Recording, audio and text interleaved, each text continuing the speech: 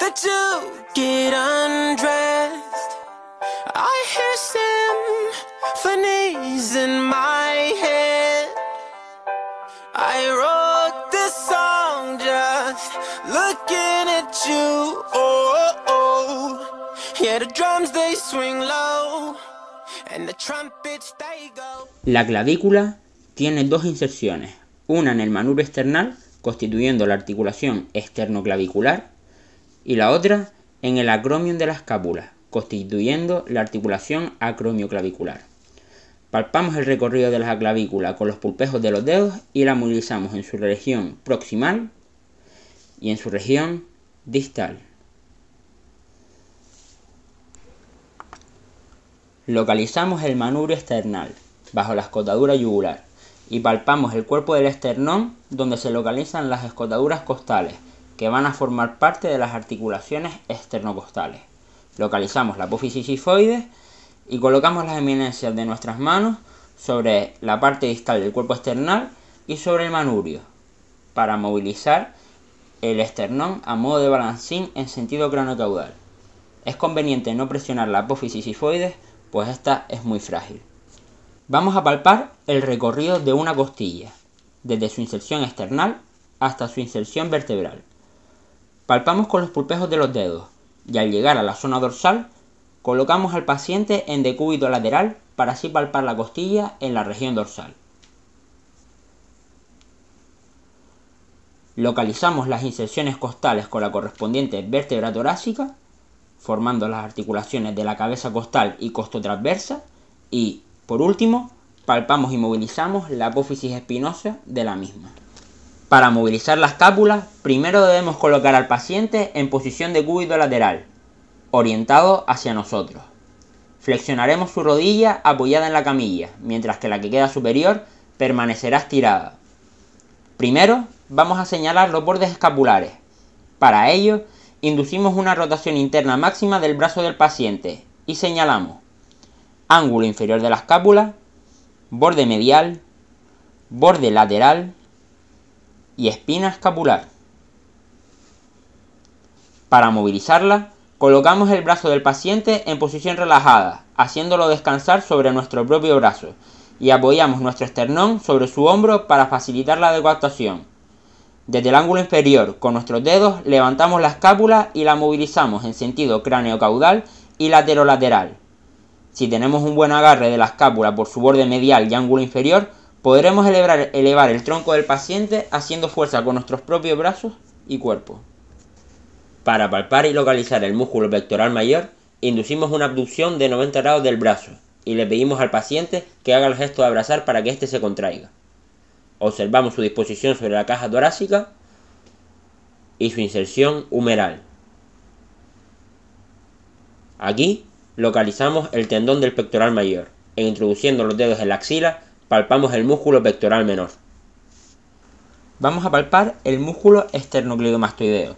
Para ello giramos 90 grados la cabeza del paciente y le pedimos que intente volver a la posición inicial, haciendo nosotros resistencia con la mano que nos queda libre. De esta manera el esternocleidomastoideo se contrae y podemos localizar con facilidad su inserción en el manubrio y en la clavícula.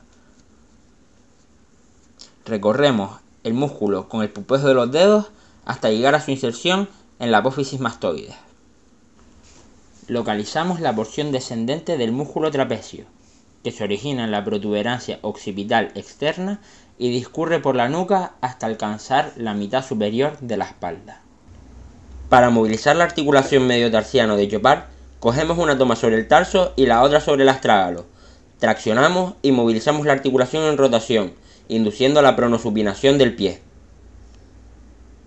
La articulación tarsometatarsiana o de Lisfranc, responsable de la flexoextensión del pie, la movilizamos cogiendo una toma sobre los metatarsianos y la contratoma sobre el tarso.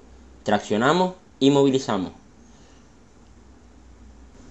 Cogemos una toma sobre los metatarsianos y otra sobre las falanges proximales de los dedos del pie para movilizar las articulaciones metatarsofalángicas.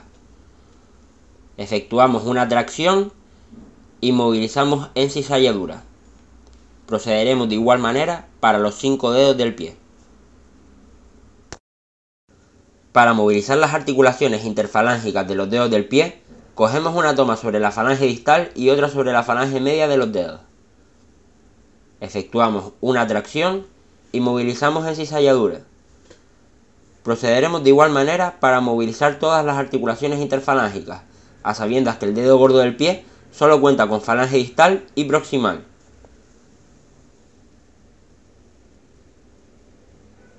Movilizamos la tibia y el peroné cogiendo dos tomas detrás de los maleolos y apoyando nuestras dos eminencias tenares sobre los mismos. Apoyando el peso corporal sobre uno de los maleolos y fijando el otro, movilizamos alternamente tibia o peroné. También podemos movilizar el peroné desde su cabeza proximal. Para ello, flexionamos la rodilla del paciente y nos sentamos sobre su pie para bloquearlo. Buscamos la cabeza del peroné y, antes de movilizarla, llevamos sobre ella la masa muscular del gastrocnemio para evitar pinzar el nervio ciático. La prueba del cajón anterior se emplea para comprobar el estado del ligamento cruzado anterior de la rodilla. Tomamos con los dedos de las manos el músculo gastrocnemio y con los pulgares la tibia. Traccionamos la tibia hacia nosotros. Si el ligamento cruzado anterior estuviese afectado, la tibia se desarticularía del fémur y saldría hacia afuera. En este caso, se mantiene en posición. Procederemos de forma similar, pero traccionando la tibia hacia el paciente, para comprobar el estado del ligamento cruzado posterior. En una articulación esférica, si activamos dos de sus ejes de movimiento, automáticamente se activa el tercero. A esta característica se le conoce con el nombre de paradoja de Codman. En primer lugar, inducimos una flexión completa del brazo del paciente y luego una aducción de 180 grados. Observamos cómo el brazo ha rotado respecto a la posición inicial. En segundo lugar, inducimos una abducción completa del brazo del paciente y luego una aproximación o extensión de 180 grados.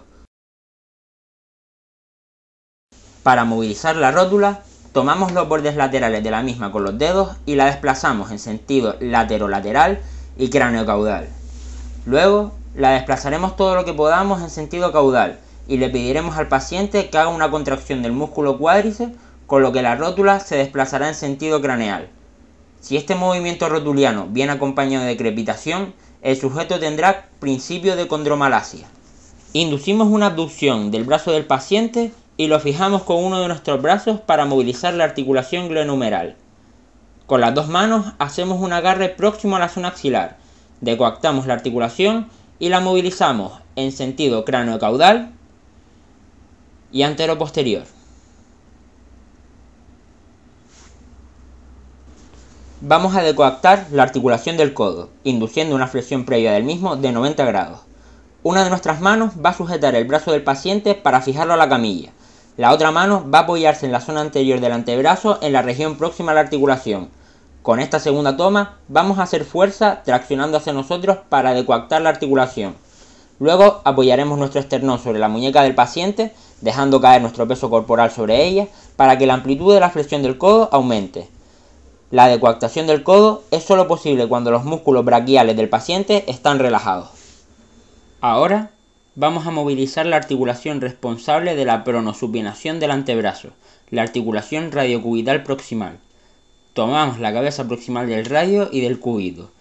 Fijamos el cúbito y deslizamos el radio sobre él. Es apreciable el movimiento de la mano cuando hacemos esta movilización. De similar manera procederemos para movilizar esta articulación en su región distal. Tomaremos las cabezas distales de radio y cúbito y deslizaremos una sobre otra, fijándonos en el movimiento que se induce en la articulación radiocarpiana. Nos desplazamos a la extremidad inferior para buscar el trocánter mayor del fémur con nuestra eminencia tenar. Una vez localizado, lo movilizamos, induciendo un movimiento de rotación en la articulación coxofemoral.